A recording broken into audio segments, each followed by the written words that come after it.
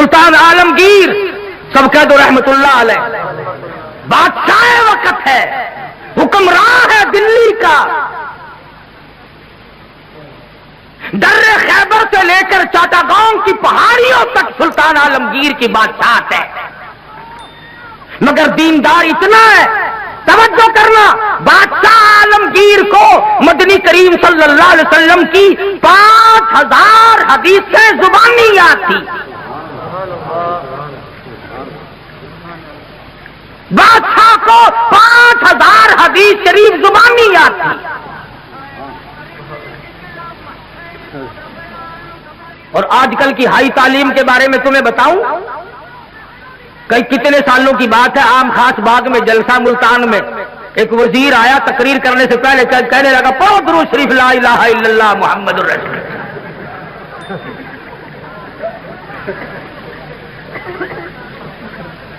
تعلیم بہت ہو گئی ہے،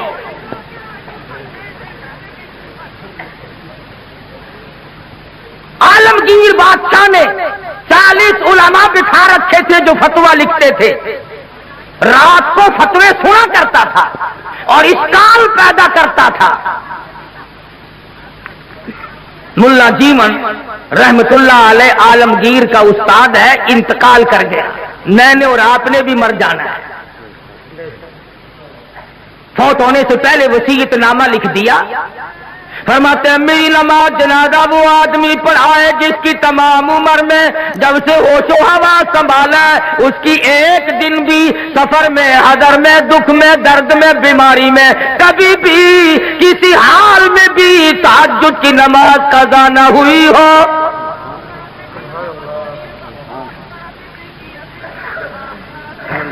دلی کی جامع مسجد کے سامنے جنازہ رکھا ہے، سارا دل بیت گیا، علماء موجود ہیں، محدثین موجود ہیں، مفتی موجود تھے، قاری موجود تھے، قاضی موجود تھے، مگر کوئی جنازہ پڑھانے کی جرت نہیں کرتا۔ کبھی نہ کبھی دکھ میں، درد میں، شادی میں، غمی میں تہجد کی نماز چلی جاتی ہے، کوئی جرت نہیں کرتا۔ عصر کا وقت ہوا، بادشاہ عالمگیر استاد محترم کے جنازے کے قریب پہنچا اور منہ سے کپڑا اٹھا کے کہنے لگا او اللہ والے تجھے کیا ملا،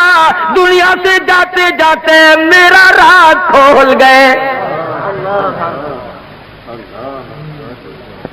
میں سمجھتا ہوں، جانتا ہوں کس کے بارے میں لکھ کے گئے ہو، کسے حکم دے کے گئے ہو، مگر اے اللہ والے یہ تو بتا، میری تمنا تھی، میری آرزو تھی کہ تیرے سوا، میرے رب کے سوا کوئی نہ جانے میں کیسا ہوں۔ والذین یبیتون لربہم سجدا وقیاما، وہ لوگ کتنے کامیاب ہیں جن کی راتیں سجدوں اور قیام میں بیت جاتی ہیں۔ امن ہوا قانت آناء اللیل،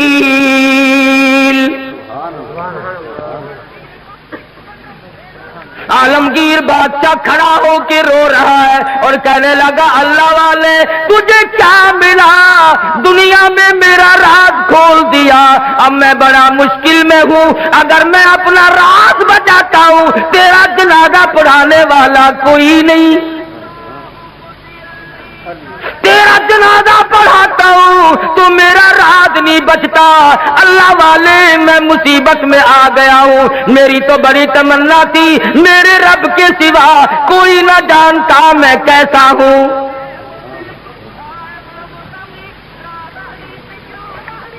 اب میں اور کیا کر سکتا ہوں، میرا اللہ مالک ہے۔ کھڑے ہو کر کے فرمانے لگے او لوگوں صف درست کرو، میں فقیر جنازہ پڑھاؤں گا۔ کبھی بادشاہ ایسے ہوا کرتے تھے، آج لوگوں چودھریوں کی اولاد قرآن نہیں پڑھتی، آڑتیوں کی اولاد قرآن نہیں پڑھتی، شیخوں کی اولاد قرآن نہیں پڑھتی، ملکوں کی اولاد قرآن نہیں پڑھتی، خانوں کی اولاد قرآن نہیں پڑھتی، تھانے دار کی اولاد قرآن نہیں پڑھتی، اے سی کی اولاد قرآن نہیں پڑھتی، تحصیلدار کی اولاد قرآن نہیں پڑھتی۔ اس لیے کہ اس کو کوئی مقدس کتاب نہیں مانتا۔ ساری عمر میں چودھری نے کبھی بنگلے میں، کوٹھی میں، مکان میں، دکان میں قرآن کو داخل نہیں ہونے دیا۔ ہر چیز مکان میں آئے گی، دنیا دار آئیں گے، چھوٹے بڑے، امیر و غریب، بنگلے میں، ڈیرے میں آئیں گے جائیں گے، مگر اللہ کے قرآن کے لیے داخلہ بند ہے۔ جب تک چودھری مرے گا نہیں قرآن کا داخلہ بند، جب تک شیخ مرے گا نہیں قرآن کریم کا داخلہ بند، جب تک ملک اور خان مرے گا نہیں اس وقت تک قرآن کریم کا داخلہ بند۔ جب مر جائے فوراً داخلہ کھلتا ہے۔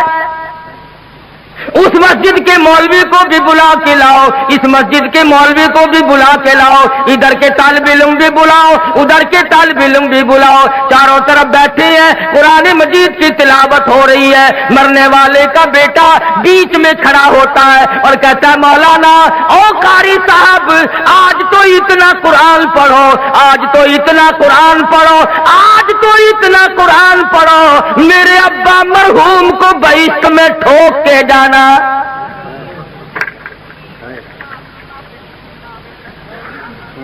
داخلہ تو ملنا نہیں، ٹھوکنا ہی پڑے گا۔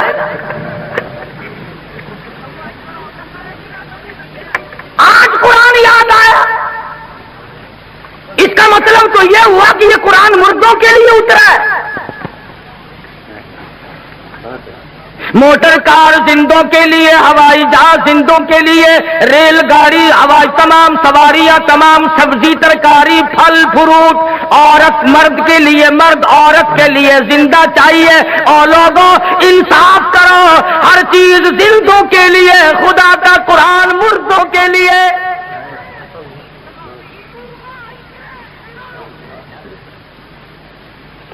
پڑھنا چاہیے جی، بڑا ثواب ہے جی، بڑا ثواب ہے جی، جتنا قرآن پڑھے سو قبر چڑھتا ہے۔ عقل نہیں رہتی آدمی میں بات کرنے کی۔ اب یہی